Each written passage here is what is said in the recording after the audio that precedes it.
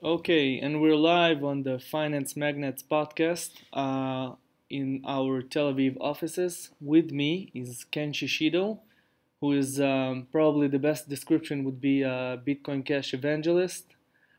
So Ken, welcome to the show. Thank you for having me. Yeah, definitely, our pleasure. So please let's start with you telling a little bit about yourself. What's your background? Mhm.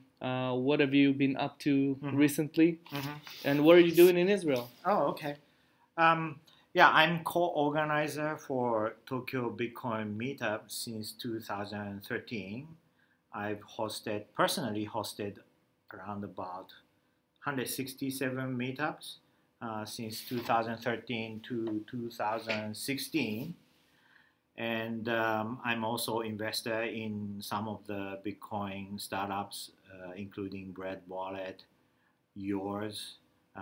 It's a blog site based on Bitcoin Cash, led by Ryan X. Charles and a bunch of other startups and all kinds of altcoins and ICO projects. And I started traveling, visiting Bitcoin communities around the world since September 16. And I am here in Israel for the last 3 weeks and meeting with really interesting projects and talented people here. Nice, nice. So let's dive in. Mhm. Why Bitcoin Cash? Why Bitcoin Cash? Um, because I come to Bitcoin space more from the political aspect. Um, because I took my red pill around about 2004-5 when I was working as a sales for selling data centers and cloud services to financial institutions. Then I thought Goldman Sachs was one of my big customers, and I thought money system is broken um, because their CEO, like their salary is like 20 times more than Toyota CEO. Yeah. So I start questioning about what money is and history of money and concept of money, and I've started looking into Bitcoin. So that was my background. So I had this passion to spread Bitcoins in the hands of average people as early as possible before the next financial meltdown. Yeah. And all along, I've been spreading Bitcoin, doing some meetups and grassroots efforts. But about 2015, I realized that this transaction fee on BTC got really started going really high, and I can no longer spread small amounts of Bitcoin to new people. Then I start questioning about how Bitcoin ecosystem is run, and I came to a conclusion that BTC developing developers team has completely been hijacked. But people may tell me, "Oh, Ken-san, you are talking about conspiracies," and Hijacked but by yeah, whom? by the powers that be, Blockstream, namely, who has $75 million funding from VC, and 6 people, core devs, are employed by Blockstream. And I see all kinds of censorship on our Bitcoin, and we can no longer talk about increasing block size. Um, so I saw their agenda, and me and the friends around the world has been fighting for increasing blocks for a long time. Then Bitcoin Cash finally came out in August. Yeah. So ever since, not because I'm close to Roger Ver, who is also based in Tokyo, I had my own thinking that Bitcoin Cash is actually Bitcoin. And I've been advocating and spreading Bitcoin Cash in the hands of people, including getting shops and merchants to accept bitcoins. So what would be, to summarize it, I saw Roger's meme or Roger's table that he was publishing, where you can see all the advantages of Bitcoin Cash versus, Bitcoin Core, as you would call it probably. Just to summarize it, can you give me like a quick rundown? What are the main differences and the main advantages? Main difference is the transaction fee. Because we now have the block size of 8 meg, which is 8 times bigger, and we've already tested up to 32 meg, and it works. And transaction fee is less than 0.1 cents today, whereas BTC has gone up to like $30 per transaction. Their transaction limitation is 3.3 transaction per second, which is 1/10 of a Visa, which is insanely and artificially capped that no longer people can use for daily commerce. So that's the primary difference. Yeah. So how would you explain BTC being still the most dominant, the most popular cryptocurrency out there? Not to mention the altcoins, right? Because the altcoins are also quite competitive to the BTC. But even if we isolate BTC versus Bitcoin Cash, how come not too many people took the red pill and saw the light? How do you explain that? I use this phrase from Jihan Wu. Jihan is a CEO of Bitmain, which is the largest Bitcoin miner in the world, and he majors psychology, and he described that it's a cognitive dissonance, that the Bitcoin that we believe and love and respect is no longer the same, but it's really, really hard for people to accept that it's no longer the same Bitcoin. So it's a brand name that it's not so easy for people to break away from. Yeah. So that's why, because it carries a name, so a lot of people still consider Bitcoin Cash as an altcoin, whereas Bitcoin Cash actually inherits the Satoshi's original vision about the philosophy that he had in Bitcoin. So following that philosophy, that notion, I think it's safe to say that Bitcoin Cash, which forked from Bitcoin, is an attempt to fix Bitcoin, right? To heal the problems that Bitcoin Core has. That's right. That's right. So following that notion, why not just start over, right? You have so many altcoins. Some of them claim to be a lot more innovative and better in terms of technology, in terms of fees, in terms of the transfer speed. So why not just, I don't know, just as an example, why not Litecoin or Cardano, or even some coin that is now listed on the 200 location in CoinMarketCap? Maybe it's the next best thing, right? I agree. I understand what you're saying, but the parameters used in Bitcoin, for example, 21 million, and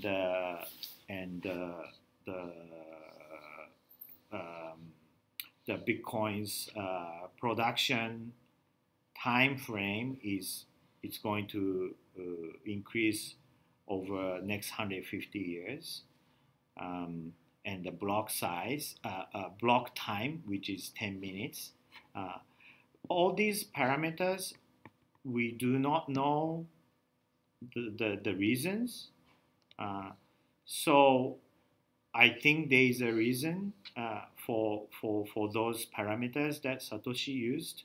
So I personally believe those parameter is set to last for a long time, whereas people might say, oh, Bitcoin's block time is 10 minutes, therefore Litecoin we make it 2 minutes, or change parameters here and there and try to make it better than Bitcoin, but we don't know that is going to last for decades or 100 years from now. So I think those parameters are like the numbers used in golden ratio or pi ratios. All we live in the world that is some mysterious numbers. We do not know why these numbers come up, right? Mm-hmm. But you're saying your numbers are the gold standard, basically, right? Right. Is Satoshi set these parameters to last for a long time. Mm-hmm. So I'm not convinced those altcoins changing parameters here and there will last for a long time. Therefore, because nobody knows, right? Yeah. Does that make sense to you? Yeah. It's and I'm not because why this triangle, the inner angle of triangle is 180 degrees, right? Yeah. Right. So why Satoshi put 21 million? We don't know yet. Yeah. Following that question, what is the end game in terms of Bitcoin Cash for you guys? Mm-hmm. Would it be the moment of flippening, so to say, when Bitcoin Cash is going to be larger than Bitcoin Core in terms of market cap, mm-hmm. or would it be, I don't know, the applicability, the implementation of Bitcoin Cash in mm-hmm. every grocery store, and mm-hmm. then what's the end game for you guys? Like, what's your vision? I think that the most important thing about the coin is not about the price. It's about adoption. When more people use the Bitcoin Cash and more merchants accept Bitcoin Cash, that would give value to Bitcoin Cash. So I don't know what the future is going to flipping is when it's going to happen, but I just go back to the streets and try to convince merchants and people to accept bitcoins and use bitcoins instead of fiat, and then we will see probably the price being higher than BTC as well as the hash rate. Yeah. So let me take you to the streets that you're talking about. Mm-hmm. If I would have a serious amount of Bitcoin Cash in my wallet right now, mm-hmm. What can I do with that and where? Just a quick review. You travel a lot, mm-hmm. and you see the implementation of Bitcoin Cash. You can start from your home, Japan, mm-hmm. and moving on to other parts of the world. Can you give me like a quick rundown on what I can do with that? With Bitcoin Cash? Yeah. Well, first of all, Bitcoin Cash came out in August 1st, right? So it's only been about 5 months. Major exchanges already trade Bitcoin, so you can buy and sell Bitcoin Cash back to BTC or any other altcoins. But I understand, the payment processors. Some of the payment processors announced they will support Bitcoin Cash so that you can buy things, goods and services online using Bitcoin Cash. And other than that, I've been working on individual shops in Japan with friends. We have convinced, as of today, we have convinced 24 physical shops in Japan to accept Bitcoin. Shops or chains? Shops. Shops. The owner of the shops because today we don't have the payment processor supporting Bitcoin Cash yet. Yeah. So the owner of the shops physically work at those bars and restaurants, and they will receive Bitcoin Cash onto their wallet directly. Um, that's how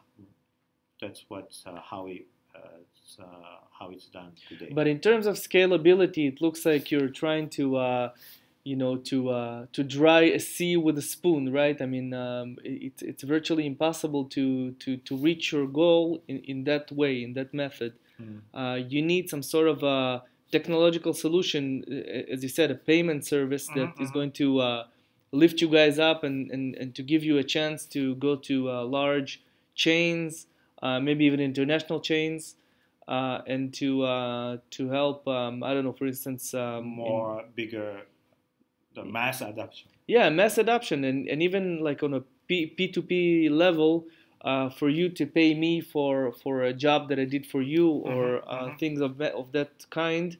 Are there any plans to do that? There are a lot of projects and companies coming out to support Bitcoin Cash now. So we have yet to see those massive wave yet, but today we are, as you mentioned, we are kind of going one by one. But this was what Bitcoin used to be 2013. So more shops and more people start using individually, then eventually we will get bigger companies to support Bitcoin Cash. That's where we are. Mm-hmm. And from a marketing point of view, right? Why not, just go and try to market yourselves better, right? I mean, if I'm sitting here with you and you're explaining about how Bitcoin Cash is the hair of Satoshi Nakamoto's philosophy. Why not just invest in that in marketing to a larger extent? I mean, except for Rogers interviews and people like yourself, Bitcoin Cash evangelists, there is not much of on a more corporational level. There's not much of marketing going on. Right. Well, Bitcoin's about people, so I would rather want to see individual people movement, and if enough people raise their voice and more people start using it, eventually the big company have no choice but to support. So I used to like October, September when Bitcoin Cash came out. I was like because all the exchange CEO in Japan are my friends, so I used to stalk them and tell them, accept Bitcoin Cash now. But those companies run their businesses. They run their businesses, so they cannot do when the market cap is too small or user base is too small, which I understand. Yeah. So we really need to get this movement going and growing, and but we will have a big event planned in Tokyo. This is the third event organized by Bitcoin Unlimited. Yeah. I am a voted member of Bitcoin Unlimited, and we will have a Bitcoin Cash International Conference in Tokyo on 23rd to 25th March, and we will have a 500 people event in Tokyo. So nice. We will talk about not only those grassroots adoption, we talk about academic and economic and the research impact to Bitcoin Cash. So following my prior question and a little bit contrary to the picture that you present with regards to it being adoption from the masses, so to speak. There's a notion that says that you guys have some sort of a relationship with CNBC because CNBC always hosts Roger, Okay. and some people even say that they discriminate against other altcoins or even against Bitcoin Core.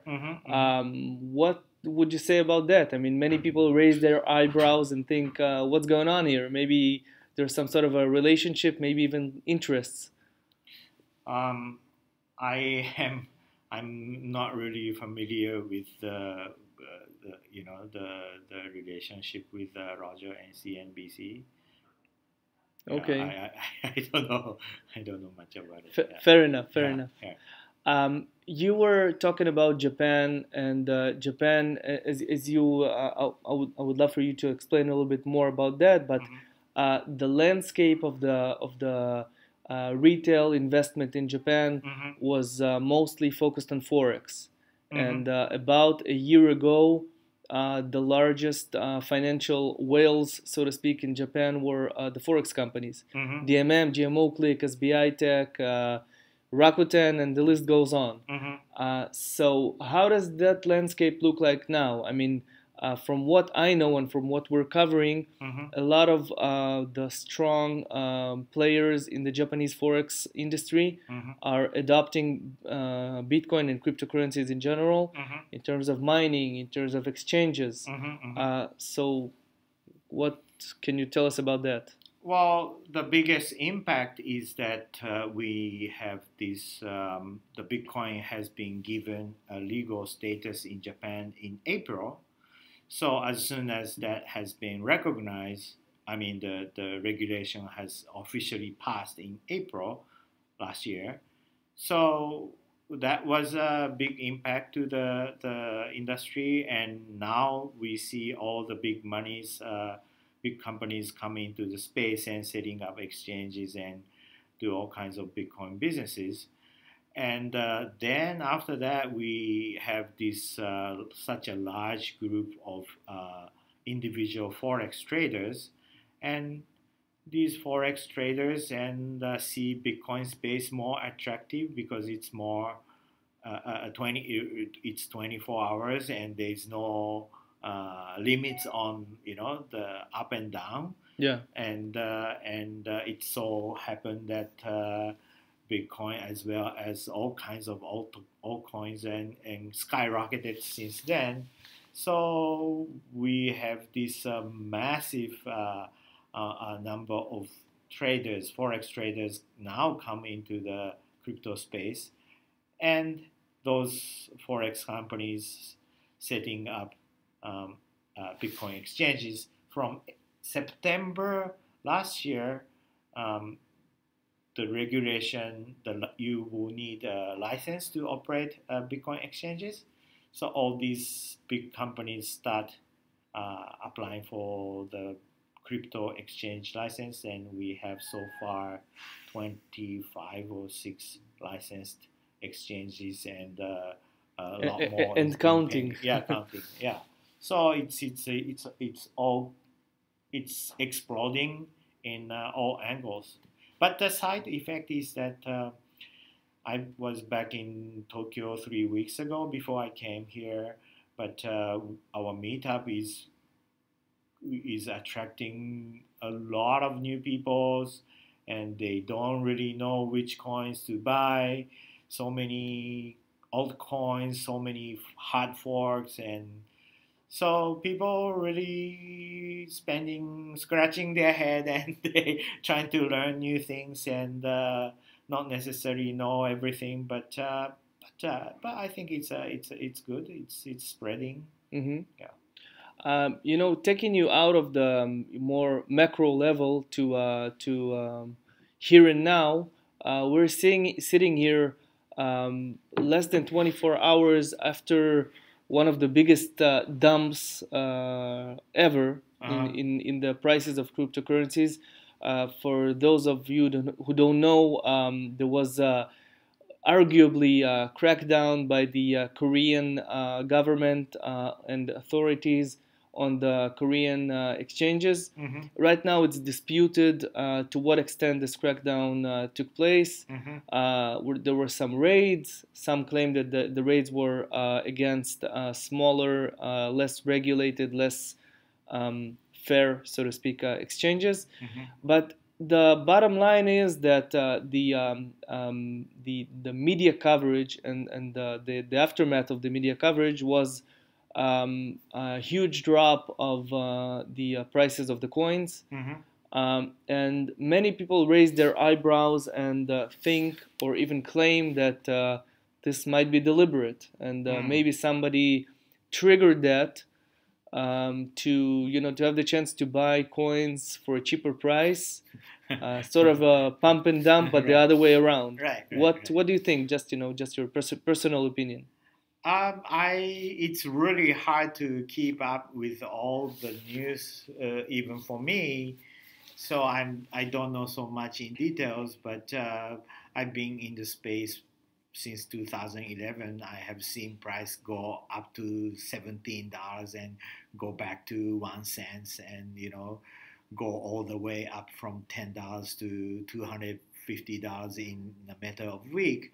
And Bitcoin, I'm sure Bitcoin has died almost In 2013. 200 times. Yeah. Right? Yeah. So all this is nothing new to me, but Korean government, I understand there is some capital flight in Korea for over a long time now. Yeah. Like quite over a few years. So that's why we saw Bitcoin price in Korea at one time, sometime last year, was like 30% higher Yeah. than rest of the world. Still, most of the coins are a bit higher there, Right. some 20-30% even. Most of the coins that you would buy on the Korean exchanges would cost you more. Right. Yeah. So I think generally government is kind of very scared of Bitcoin, so they have done something like that yesterday. But life goes on, and Bitcoin is unstoppable if Korea bans, and it will prosper in elsewhere. Yeah. Yeah.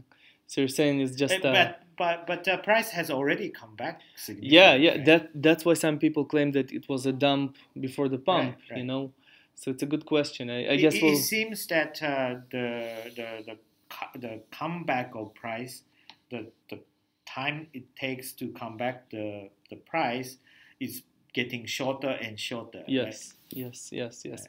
And we have the perspective of some week ago with regards to the coin market cap taking out the exchanges from the Korean from their count, their calculation. Right. I want to ask you like half philosophical, half practical question about you said that you came to the industry from a more ideological angle, and the romantic approach toward cryptocurrency says that it will change the world, will no longer need banks, and all the rest we all know. But I know it doesn't look that way today. But Ripple have been quite successful, right? And many people say, and some even prove that to some extent, that Ripple is the next big thing. Okay. And many people say that the potential of Ripple is virtually endless. And there is a scenario which looks quite reasonable, that Ripple will be what people wanted Bitcoin or Bitcoin Cash to be, and eventually the the most widespread coin would be Ripple, at least on an institutional level. Because let's take again Asia as an example. Japan and South Korea and even China, if I'm not mistaken, they have some sort of tests running right now, moving money from from Japan to Korea and backwards, with the help of Ripple, not necessarily with XRP, but with Ripple as a technology. And many people say that Ripple is the next big thing. So just to summarize my question, maybe if Ripple prevails, then maybe this romantic dream will just end as just another metamorphosis of the banking system. Well, analogy I use is that the automobile industry, the Japan has still the second largest automobile industry, right? And the analogy I use is that the first automobile imported to Japan was about 100 years ago, and 100 years ago, and imported from France. 1898. That was the first mobile imported to Japan. But before that, we were riding on horses, right? And then today, we don't see horses, right? So, and if you look at the automobile industry, Toyota, Honda, those car manufacturers, they came out after that. And if you look at those automobile industry, none of them pivot from the horse industry. So when automobile came, people say, oh, it's so crazy that you use this black oil thing and burn, and you ride on a metal vehicle. That's so crazy, right? But the life went on, and we no longer ride on horses. So I understand this horse industry, which is banking industry, was struggling, and they are very scared of Bitcoin technology. But eventually, I don't think they will survive. Interesting. So to summarize our very interesting conversation, I would ask you, just as I asked Koji Higashi, who was here a few weeks ago, we just 2018 just started. So I would ask you to give your prognosis and your expectations from this year. What do you think that's going to happen on the crypto space, and more specifically with Bitcoin Cash? I think that there may be a huge crash in altcoin market, because people are talking about price, but the reality is these coins has no practical usage except for very few. And when Bitcoin Cash gets more adopted and people start seeing you can actually use Bitcoin Cash to buy goods and services, and the price naturally will go up, then more people will question those altcoins that they don't have the practical usage. So there may be a huge crash in the altcoin market. Okay, interesting. And Bitcoin Cash, where you see it in 2018? It can go like, I don't want to put the numbers, but it can go up significantly. Okay. And do you see that it's going to flip, at least if it's going to be, in terms of market cap, will it be larger than Ethereum, for instance? Let's leave Bitcoin aside because it's more complex. I think Bitcoin Cash market cap will become the second largest. The largest. The largest. Okay. So we'll talk in 2019 and we'll see how it goes. Okay. So Ken, thank you so much for coming. Thank you very much. It was a great conversation. Thank you very much for having me.